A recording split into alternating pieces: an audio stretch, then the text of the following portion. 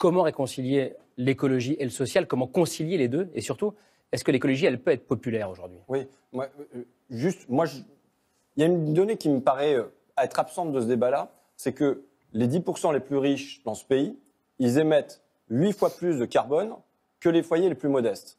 Si on prend les 20% les plus riches, c'est à peu près 2,5 fois supérieur aux plus modestes. Parce qu'ils prennent plus l'avion. Voilà. Et donc, là, quand j'ai vu, moi, arriver cette taxe sur le gasoil, monter ce sentiment d'injustice, je l'ai compris. Parce que si vous le mettez en relation avec ça, vous dites, les gens pour qui on va augmenter le gasoil, il y en a qui pourront plus se payer, et il y en a qui pourront encore se payer. Donc il y a quelque chose qui est profondément injuste. Et si moi, je suis monté au créneau rapidement sur ce dossier-là, c'est parce que je voulais pas qu'il y ait un divorce entre écologie et populaire.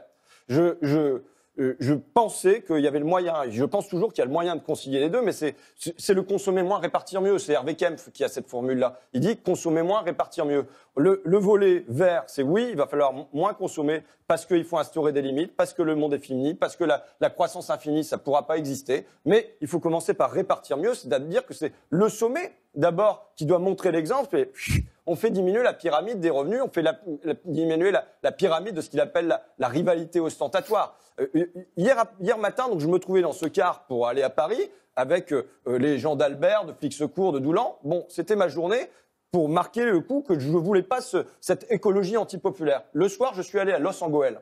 Los Angoel, commune du nord de la France, commune minière, et où le maire Jean-François Caron mène une politique qui fait des pas vers la transition écologique, notamment sur le terrain du logement. Aujourd'hui, on place le déplacement au cœur du problème. Mais si on plaçait le logement au cœur du problème, si on se disait, bon, allez, on met 20 milliards d'euros sur la table pour résoudre le problème des 7,5 millions de passoires thermiques dans le pays, ce qui permet, d'une part, les gens vont voir leur facture de gaz, facture d'électricité diminuer en matière de chauffage, et ensuite, il y aura moins d'émissions de gaz à effet de serre, puisque c'est à peu près 45% dans le pays. C'est la première cause, c'est quand même ça. Donc là-dessus, il y a moyen d'agir et de rendre ça populaire. Je termine sur un propos de Jean-François Caron hier soir lors d'une petite manifestation. Il disait la transition écologique, elle doit se faire avec la justice sociale et avec le renouveau démocratique. Et là, les mesures mises en œuvre par Emmanuel Macron, je ne pense pas que ça soit de la transition écologique, mais en tout cas, ça se fait sans justice sociale et sans aucun renouveau démocratique. François Ruffin, ce que dit Pascal Canfin, c'est que les solutions, on les a,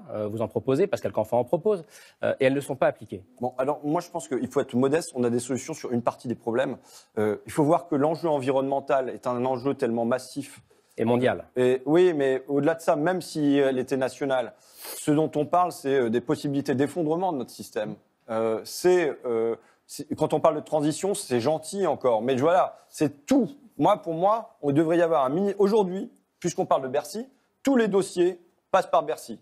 Transport, logement, agriculture, tout passe par Bercy. Eh bien, moi, je proposerais un super ministre de l'Environnement et tout passe par le ministère de l'Environnement. Et là, on voit que sur l'agriculture, par exemple, au printemps, il y a rien qui est passé par l'environnement. Hulot, il s'est fait complètement. Mais regardez le nouveau pacte ferroviaire. C'est quand même, on parle de déplacement, on est en plein dedans. Le nouveau pacte ferroviaire, c'est pas passé par Hulot. Et vous aviez dedans 85 fois le mot concurrence, 0 fois le mot climat, 0 fois le mot réchauffement, 0 fois le mot biodiversité. Ce qui veut dire quelque chose par ailleurs, c'est que on ne pourra pas sortir de ça si le logiciel, le mode de pensée permanent qui nous guide, c'est la concurrence, la concurrence, la concurrence, la concurrence. Si on accepte la logique bruxelloise de concurrence, concurrence, concurrence, concurrence, il va falloir introduire là-dedans de la régulation, il faut introduire là-dedans de la solidarité, il faut introduire là-dedans de la coopération, et il faut que tout ça...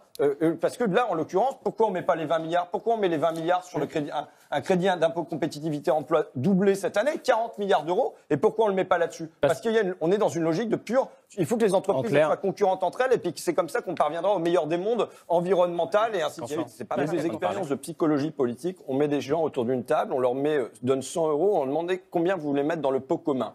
Et les gens, ils mettent en général la moitié, grosso modo, 50 euros. Et ils remisent, et ils sont d'accord pour abonder au pot commun parce qu'ils y trouvent un intérêt. Ils touchent le double en retour.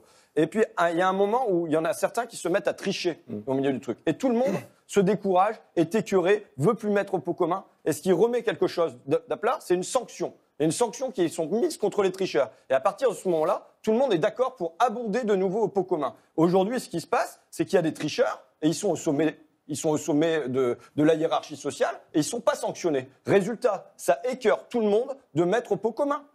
Voilà, quand on parle des 80 milliards d'exemptions fiscales, quand on voit qu'il y a un encouragement par le sommet de l'État à supprimer, quand le premier geste, mais c'est un geste de folie, moi je l'ai énoncé à l'époque, c'est un geste où on déchire le contrat social. Le premier geste du président de la République, c'est de supprimer l'impôt de solidarité sur la fortune.